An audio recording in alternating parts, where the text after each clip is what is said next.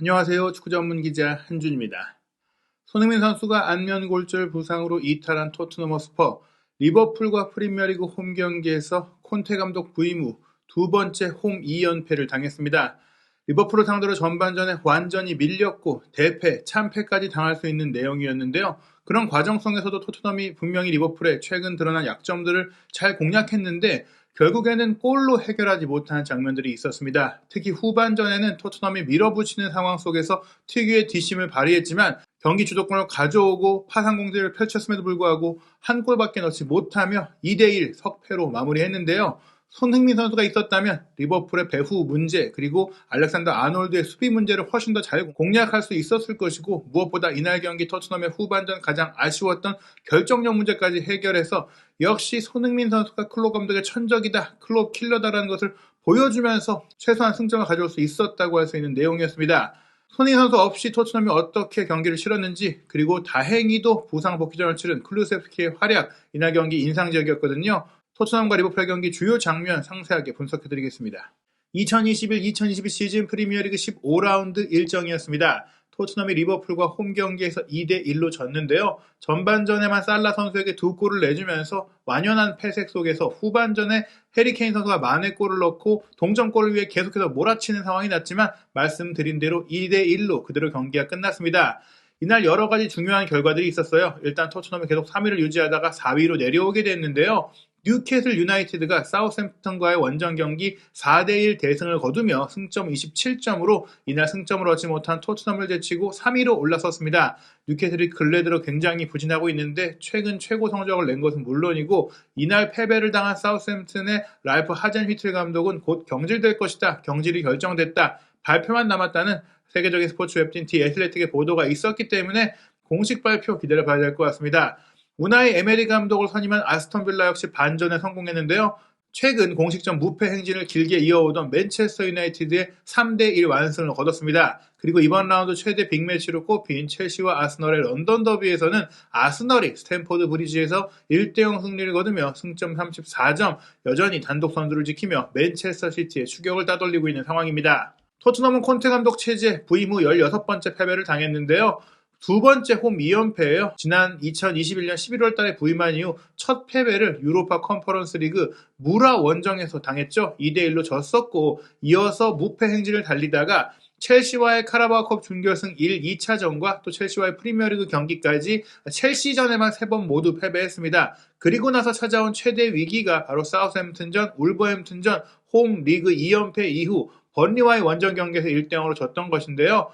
미들즈브로와의 FA컵 경기 탈락을 포함해서 맨체스터 유나이티드와의 원정 경기 2대3 패배, 브라이튼과의 홈 경기 1대0 패배 등이 지난 시즌에 있었던 패배고요. 올 시즌에는 스포팅 리스본과의 원정 경기에서 2대0을 지면서 첫 번째 패배 당했고 아스널 원정, 맨유 원정까지 원정에서만 지다가 지난 리그 13라운드 뉴캐슬 유나이티드와의 홈 경기에서 2대1로 지면서 홈에서 첫 패를 당했고 그리고 이번 리그 경기가 홈에서의 두 번째 패배, 게다가 2연패가 됐습니다. 토트넘이 리버풀에 1대1로 졌는데요. 전반전에는 밀렸지만 후반전에는 주도권을 가져오면서 경기 기록이 많이 달라졌어요. 점유율은 리버풀이 53%로 앞섰지만 기대 득점값을 살펴보면 토트넘이 1.19골, 리버풀이 1.07골로 어떻게 보면 득점에 근접한 기회를 토트넘이 더 많이 만든 내용이 나왔고요. 슈팅 숫자도 14대 13으로 토트넘이 더 앞섰고 빅찬스도 토트넘이 4개, 리버풀이 2개로 토트넘이 더 많았는데 토트넘은 이 4개의 빅찬스를 모두 놓쳤고 리버풀은 하나의 빅찬스만 놓치면서 결국에는 결과를 가져갔다 이렇게 볼 수 있겠습니다. 게다가 유효 슈팅이 토트넘이 부족했죠. 토트넘의 전체 슈팅이 더 많았지만 유효 슈팅은 오히려 리버풀이 6개로 더 많은 수치를 기록했고요. 전반전과 후반전이 극명히 갈렸는데 전반전에 토트넘의 기대 득점값은 0.31골로 0.62골의 리버풀보다 낮았거든요. 그런데 후반전에는 토트넘의 기대 득점값이 0.87골로 비약적으로 높아지며 득점할 만한 경기력을 보였고 리버풀은 후반전 기대 득점값이 0.44골로 떨어지면서 주도권을 내준 것이 수치로 드러났습니다. 게다가 세트피스 상황에서 토트넘이 확실하게 강하다는 게 드러났는데요. 세트피스에서의 기대 득점값은 토트넘이 0.39골, 리버풀은 고작 0.02골로 정지된 상황에서의 만들어가는 플레이, 지안니 비오 코치의 영향력, 토트넘의 또 한 번 강점이라는 것을 확인할 수 있었습니다. 손흥민 선수가 부상으로 빠진 가운데 토트넘의 선발 명단 이반 페리시치 선수가 케인 선수의 투톱 파트너로 전진 배치됐어요. 실질적으로 투톱이라기보다는 이 선을 자유롭게 오가는 자유로운 공격수로서 뛰었고요. 중앙 미드필더 3명으로 구성했습니다. 비수마, 벤탄쿠르, 호이비에르가 배치됐고 좌우 윙백으로 로얄과 세세뇽, 3백은 다이어, 랑글레, 데이비스였는데요. 루카스 모라 선수까지 몸 상태가 안 좋다고 했기 때문에 이번 경기 페리치 선수가 전진 배치가 됐어요. 하지만 모라 선수의 상태가 아주 안 좋던 것은 아닌 것 같습니다. 벤치에 있었고 후반전 출전했고요. 무엇보다 이번 경기에는 쿨루세스키 선수가 드디어 명단에 포함이 되면서 결국에 후반전에 부상 복귀전까지 치르며 토트넘이 손흥민 선수의 부상 속에 그나마 기대할 만한 부분을 얻었고요. 리버풀 같은 경우에는 살라, 피르미누, 누네스의 3명의 공격수를 배치했고 파비뉴, 티아고 알칸타라, 엘리엇으로 3미들 구성, 포백 라인은 아놀드, 코나테, 판다이크, 로버트슨, 골문, 알리송이 지키며 근래 가장 좋은 경기력을 보이는 선수들로 선발 명단 구성했습니다.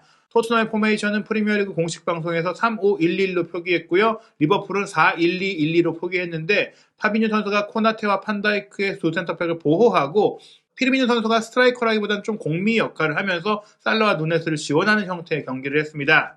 이날 경기 토트넘의 패스맵과 평균 위치를 살펴보면 페리시 선수가 손흥민 선수가 평소 하던 역할을 맡았다는 걸 볼 수 있어요. 페리시, 케인 투톱에 케인이 3-5-1-1에서 최전방 1위라고 말씀드렸지만 실제로는 페리시가 더 높은 곳에 올라갔고 또 왼쪽을 기반으로 전방으로 올라갔기 때문에 딱 손흥민 선수가 하던 그 자리였고 왼쪽 윙백 자리를 세세뇽이 커버했고 케인 선수는 1선과 2선을 오가는 평소와 같은 9번과 10번 역할을 함께 했고요. 세세뇽이 조금 더 높이 올라가서 공격에 가담했고 로얄 선수가 오른쪽 윙백에서 조금 더 수비적으로 움직였지만 오른쪽 센터백인 다이어가 조금은 공격적으로 올라가면서 로얄이 뒤를 커버해줄 수 있는 그런 형태의 움직임이 이루어졌습니다. 랑글레가 중앙 센터백으로 공을 배급하는 역할을 맡았는데요.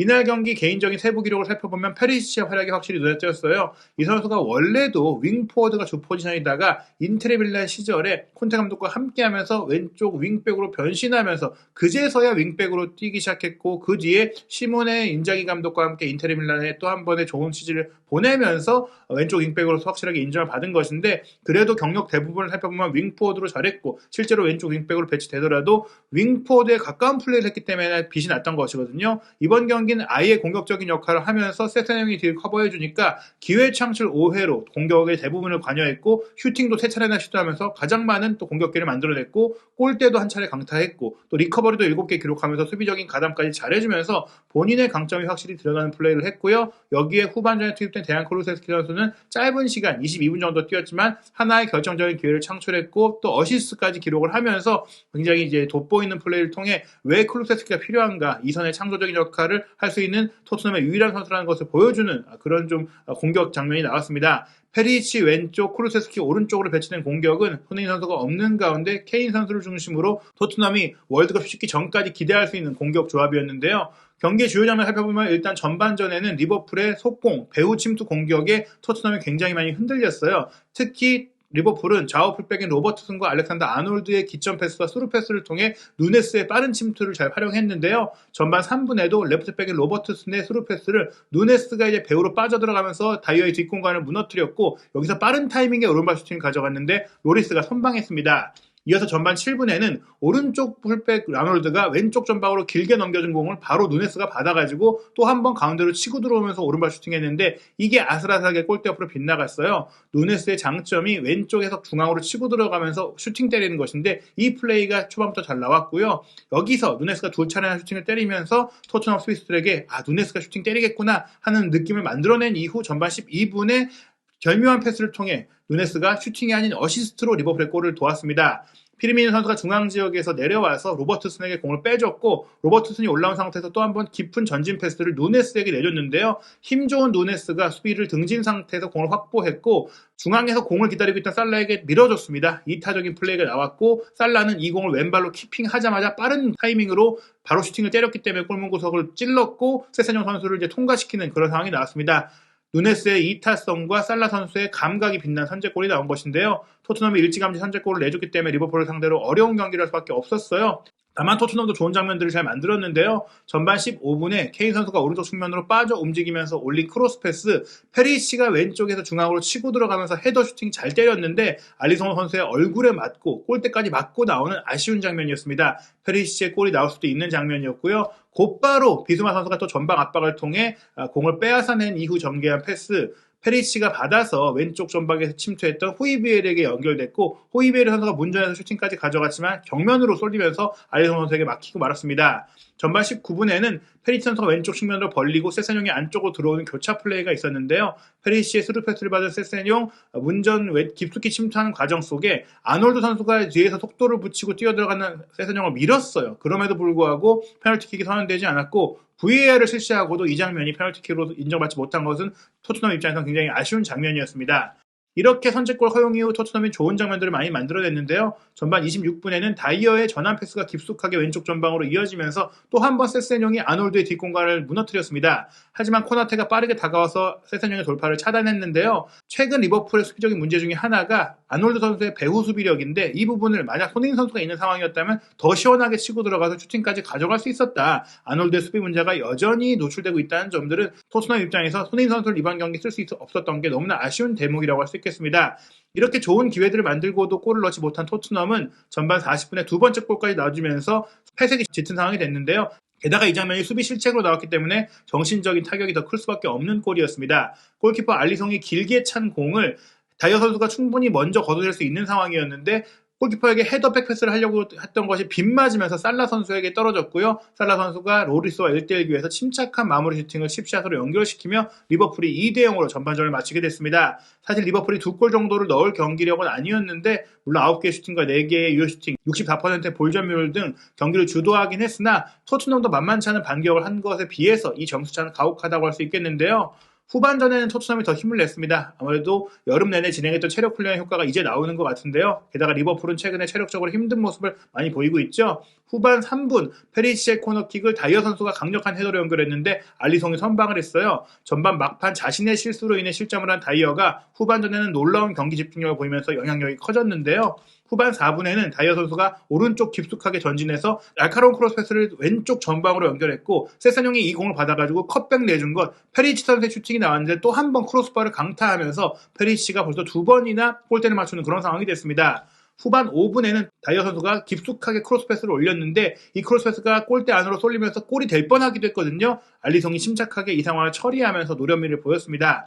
후반 6분에도 다이어 선수가 왼발 크로스를 문전으로 연결해줬고 케인이 이 공을 받아서 밀어준 것 세세뇽이 오른발 가마차기 슈팅을 시도한 것이 골대 옆으로 아슬아슬하게 빗나갔어요. 이처럼 그래도 토트넘이 후반전에 기세를 올리기 시작했고 무엇보다 평소 손흥민 선수가 있었다면 활동할 수 있는 영역에서 슈팅 기회가 많이 나왔는데 결국엔 골을 연결하지 못한 상황들이 이어졌습니다.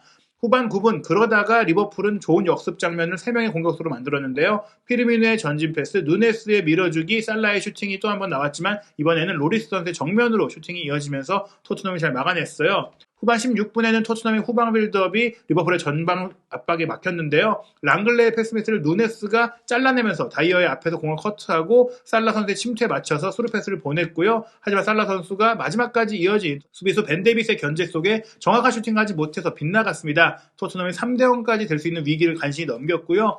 그리고 나서 토트넘이 좋은 장면들을 계속해서 또 만들어냈어요. 후반 22분에는 페리시치의 날카로운 왼발 프리킥 크로스를 케인 선수가 헤더로 연결했지만 골대 옆으로 아슬아슬하게 빗나갔습니다. 그리고 콘테 감독 후반 23분 중요한 선수 교체를 하게 되는데요. 좌우 윙백이 세세뇽과 로얄을 빼고 쿠루셉스키와 도어티를 투입하며 공격을 강화했습니다. 그리고 이 두 선수가 투입과 함께 토트넘의 만회골을 합작하는데요. 오른쪽 측면에서 도어티가 밀어준 공 쿠루셉스키가 이어받고 케인 선수의 침투에 맞춰서 쿠루셉스키 선수가 절묘한 왼발 스루 패스를 연결했고 케인 선수도 문전 우측에 다소 각이 없는 상태였지만 강력하게 골문 구석을 때려 넣는 슈팅으로 만회골 2대2를 만들었습니다. 이제 토트넘이 2대2까지 갈 수 있고 또 남은 시간 상황에 따라서 3대2까지도 갈 수 있는 그런 좋은 추격골을 넣은 것인데요.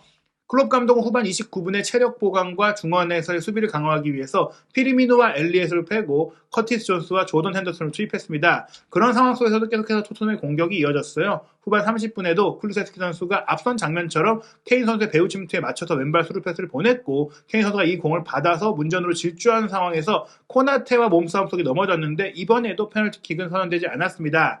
후반 34분에는 페리시치 선수의 코너킥을 랑글레가 헤더 슈팅을 연결한 것이 아쉽게 크로스바를 넘겼고요. 리버풀은 후반 37분 로버트슨이 왼쪽에서 끌고 올라온 공 티아고 알칸타라가 절묘한 스루 패스를 연결했고 누네스 선수가 슈팅한 것이 크로스바를 때리고 나왔는데 골이 되었다고 하더라도 사실은 이제 누네스 선수가 오프사이드 위치에 조금 있었던 것이 확인이 됐기 때문에 토트넘이 어찌됐거나 위기를 넘긴 장면이었습니다. 곧바로 이어진 토트넘의 반격에서는 다이어 선수의 크로스 패스가 날카로웠고 벤탄쿠르 선수의 헤더 슈팅까지 나왔지만 알리송이 선방을 했어요. 계속해서 토트넘이 좋은 장면을 만들자 클롭 감독은 수비 굳히기에 나섰습니다. 후반 42분에 스트라이커 누네스를 빼고 센터백 조 고메즈를 투입했고요. 후반 44분 중앙 미드필더인 비수마를 빼고 공격수 루카스 모우라를 투입하며 파상 공세에 나섰습니다. 그리고 후반 44분 페리시 선수가 왼쪽 측면에서 꺾어 올린 오른발 크로스를 케인 선수가 빠져나오면서 헤더 돌려주기로 패스했고 니어포스트 쪽으로 흐르는 공을 토트넘 선수들이 다 달려들었는데 벤탄쿠르 선수의 헤더 슈팅 시도가 아쉽게 닿지 못하고 빗나가면서 토트넘이 결정적인 동점골 기회를 놓쳤습니다. 토트넘의 공격이 계속되자 클롭 감독은 후반 추가 시간에 또 다른 공격수 살라를 빼고 셰인벌린까지 수입하면서 결국에는 살라, 피르미누, 노네스라는 3명의 공격수를 다 빼고 공격수 없이 전원 수비까지 하는 상황이 됐거든요. 이렇게 리버풀이 전원 수비를 하게 만들 정도로 클롭 감독의 토트넘이 후반전에 좋은 공격을 펼쳤지만 결국에는 동점골을 얻지 못하고 아쉽게 2대1로 패했습니다. 손흥민 선수가 없는 가운데 토트넘은 2022 카타르 월드컵을 통한 휴식기 전에 2경기를 더 치러야 합니다. 다음 경기는 절대 패배해선 안 될 단판 승부죠. 11월 10일 목요일 새벽 4시 45분에 킥오프하는 노팅엄 포레스트와 카라바오컵 3라운드 경기고요. 월드컵 휴식기 전 마지막 경기는 11월 13일 일요일 0시에 킥오프하는 리즈 유나이티드와의 경기입니다.